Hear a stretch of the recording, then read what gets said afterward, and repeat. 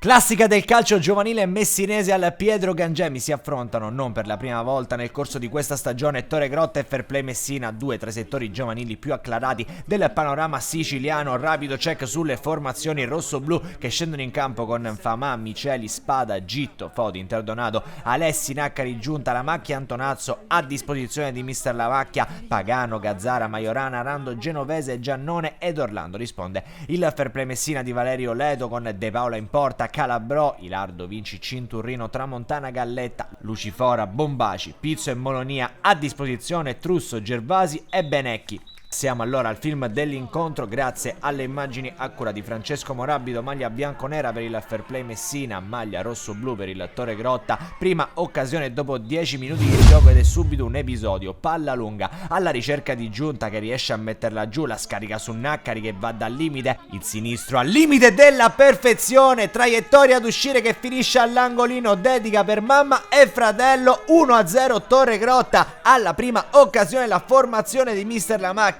è passata in vantaggio, al 12esimo continua con Spada che la mette su Naccari, calcia oltre la traversa, minuto 15, il Torre Grotta alla terza chance offensiva, calcio di punizione di Interdonato troppo centrale per impensierire l'estremo difensore De Paola, minuto 18, ancora un tiro da fermo, siamo qualche metro più avanti e Naccari che colpisce la traversa, sfiora la doppietta, il pallone poi torna in campo, minuto 25, nuovo tentativo su calcio di punizione sempre firmato dai padroni di casa, stavolta è la macchia che cerca il destro a giro, sfiora solamente il legno, minuto 33, ultima occasione della frazione, sempre Torre Grotta, Alessi mette giù, poi serve Antonazzo che calcia oltre la traversa, fine primo tempo al Pietro Gangemi, Torre Grotta 1, Fairplay Messina 0, decide il gol realizzato a Naccari al 10º. Passiamo al film della ripresa, ci sono subito dei cambi nel Torre Grotta, entra Pagano al suo posto Famà, minuto 38, occasione Torre Grotta, nuova punizione, l'ennesima di questa partita. La macchia la mette però oltre la traversa, minuto 40, cambio per i padroni di casa, entra Gazzara fuori gitto, minuto 43, si vede il Fairplay Messina,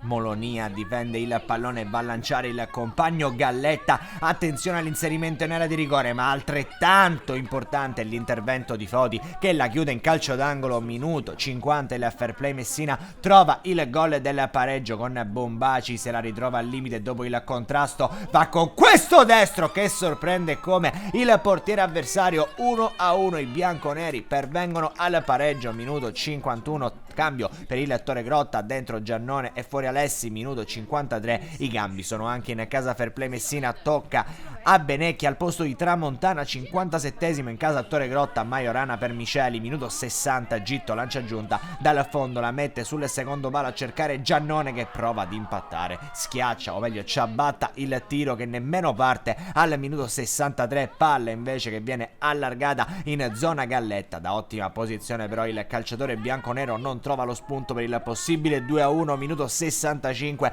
gara ancora in equilibrio, Giunta punta l'avversario 1 contro 1 che riesce, situazione favorevole in zona offensiva per il Torre Grotta che potrebbe chiudere la partita, ma che chiusura da parte di Ilardo che sventa questa chance, minuto 66, entra Gervasi fuori Galletta, in casa Torre Grotta entra Genovese fuori Antonazzo, 73esimo, calcio d'angolo per il Torre Grotta, la macchia per la testa di Interdonato che nel recupero fa esplodere i padroni di casa, finirà infatti di lì a poco la partita, il Torre Grotta supera 2-1 il Fairplay Messina, lo fa grazie alle reti di Naccari e Interdonato intervallate dal gol di Bombaci. Amici di Wisport, un cordiale saluto e come sempre alla prossima.